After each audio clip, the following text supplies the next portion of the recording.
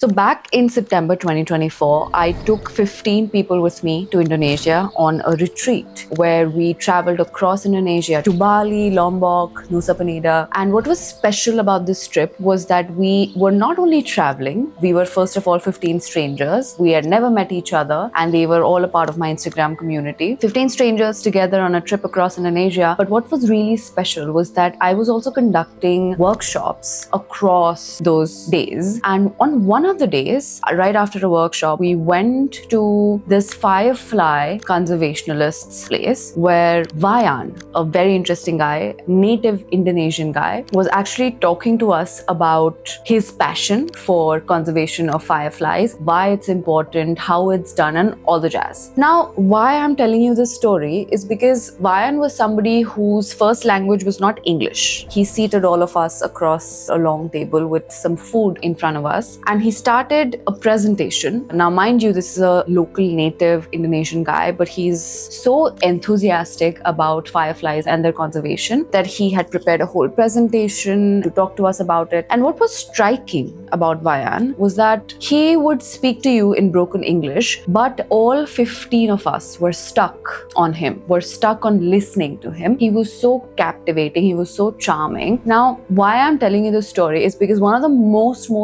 common questions that I get, in the Sunday Q&As, in my client sessions, wherever, is that Ipsita, I don't know how to speak English properly, and I think that's why my communication is so bad, or that's why my communication sucks. And it's also very interesting whenever I see somebody substitute English with communication. Somebody comes up to me and says, Ipsita, my communication skills are not good. And of course, I ask them questions and I'm like, what part of your communication do you think is not good? And the only thing they have to say is, I don't know how to speak English properly. I speak in broken English. This is how common English has started to become synonymous to communication. My purpose of telling you this story is to make you realize that language fails in front of this one thing, which is conviction. Now, what do I mean by conviction? If I had to only give you one communication advice to take with you for the rest of your life, and you and I couldn't talk after this, I would give you this. Speak with conviction. Now, what does conviction mean? Conviction means how sure are you about what you're speaking? Because how self-assured you are about what you're speaking, about your material, about your passion around that material, it's gonna show. It shows in your body language, it shows in your eyes, it shows in your vocal tone, it shows in the way that you move, it shows in the way that you speak to other people. And people, we as human beings, we are born with these built-in bullshit meters. We can always instantly tell when somebody doesn't mean what they say, or they mean it when they say it. By the way, when I was struggling in my own closest relationships, I wish somebody gave me what I'm about to show you. I created India's first conflict resolution card game called Let's Fix It. It is a conversational tool that you can use to solve fights and conflicts with your loved ones. Relationships are like puzzles, and each fight reveals a missing piece. And most people avoid fights thinking that fights are going to damage relationships, when in reality, fights don't damage relationships. A lack of repair damages relationships. And Let's Fix It is your repair tool. It helps you create stronger bonds. It helps you solve fights and build stronger emotional bonds, and to make your relationships bulletproof. Now, Let's Fix It is available at beingbeyond.in and on Amazon. Now, back to the video.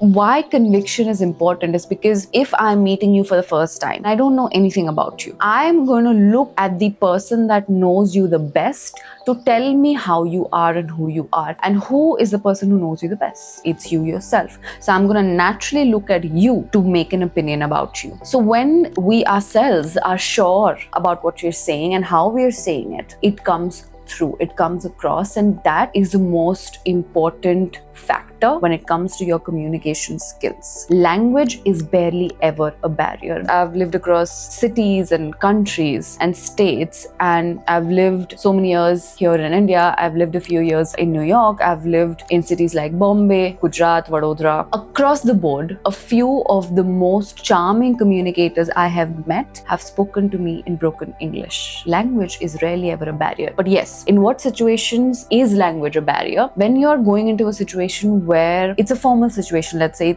it's an official situation, maybe you're walking into an interview where having English as your first language or your second language or being fluent in English is going to be important. Yes, it might be required for you to be more fluent in that particular language. Not just English, could be some other language. If you're, let's say, one of my clients is in Japan and he needs to speak to his boss and CEO in the Japanese language. So in situations like that, yes, you need to know that particular language. But even if you don't, one very useful tip that I'm going to give you is that whenever you don't know something, whenever if you feel like your communication skills are not to the mark for that particular occasion, admit it, humanize it. When you admit something honestly and with transparency, you humanize yourself, you humanize the problem. And most people, if not all, most people are very open to that humanization. Most people are very open to you being honest about your shortcomings. And you will notice that when you are actually admitting your shortcomings, that let's say if you say, I'm sorry, but my English is not that fluent, I'm not that fluent in English, I hope that's not going to be a problem today. However you want to say it. Even if you say that in broken English, in whatever language that is required of you,